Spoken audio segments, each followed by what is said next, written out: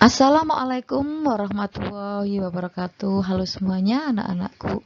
Ayo di video ini belajar tentang fungi atau kingdom fungi atau jamur.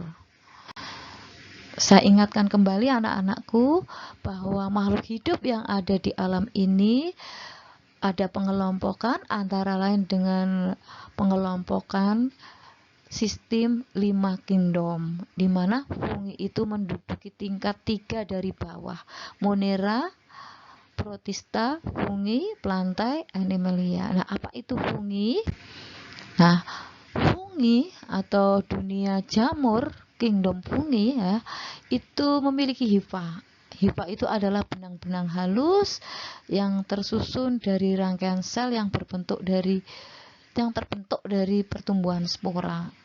Itu memiliki spora ya, karena memproduksi spora di sporangium ya. Ada namanya bagian sporangium atau kotak spora, disitulah tempat memproduksi spora sebagai alat perkembangbiakan vegetatif. Maaf, berkembang biak secara seksual juga aseksual atau vegetatif. Nah, struktur tubuh jamur itu berfilamen. Dinding selnya mengandung zat kitin, glukan, selulosa, dan manan. Ini fungi ada 5 kelas, yaitu Chytridiomycota, Zygomycota, Basidiomycota, dan Ascomycota. Kita bahas satu persatu. Yang pertama adalah Chytridiomycota, adalah kelompok jamur mikroskopis yang berhabitat di air tawar. Bisa bergerak ini, ada flagelnya, menggunakan flagel. Ini ya, menggunakan flagel.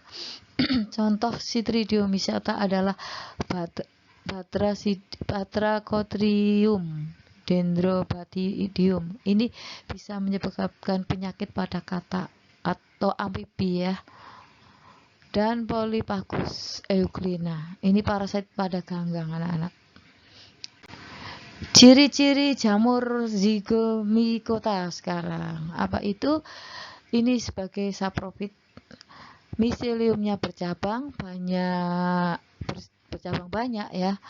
Dan hifaidnya tidak bersekat sehingga terlihat seperti pipa atau buluh.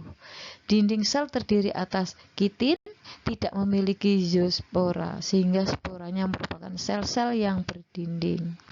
Nah, ini contohnya. Ya, ini contoh zoospora. Nah, Rhizopus ini masuk ini. Rhizopus itu jamur tempe anak-anak yang bisa kita makan ini. Kalau kelihatan putih itu ya, diambil sedikit, maka akan diambil sedikit, diamati melalui mikroskop, tampak ini sporanya anak. Nah, ini sporangium, ini tangkainya ini ya. Ini adalah kotak spora yang memproduksi spora, ini tangkainya sporangium. Inilah yang kita makan ini semuanya anak-anak. Ini menguraikan, bersifat saprofit ya, menguraikan kedelai yang sudah matang. Sekarang Basidiomycota mempunyai ciri-ciri bersifat makroskopis dan saprofit. Semua hifanya berinti satu dan bersifat diploid. Hifanya bercabang-cabang, tidak bersekat, dan bersifat dikariotik. Basidiopora dan Candidiospora ini sebagai hasil reproduksi generatif dan vegetatif. Ini contohnya anak-anak jamur koral api. Sekarang yang berikutnya adalah Ascomycota. Ini bersifat uniseluler dan multiseluler. Uniseluler itu bersel satu ya. Dan multiseluler adalah bersel banyak. Memiliki talus, artinya akar batang daunnya tidak jelas, tidak dapat dibedakan dengan jelas. Terdiri dari miselium bersekat.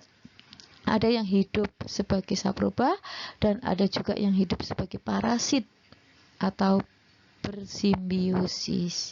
Dinding sel terdiri dari zat kitin, memiliki hifa yang bersekat-sekat dan berinti banyak. Ini contohnya anak-anak, spesies Penicillium yang terdapat di udara. dan debu ini ya.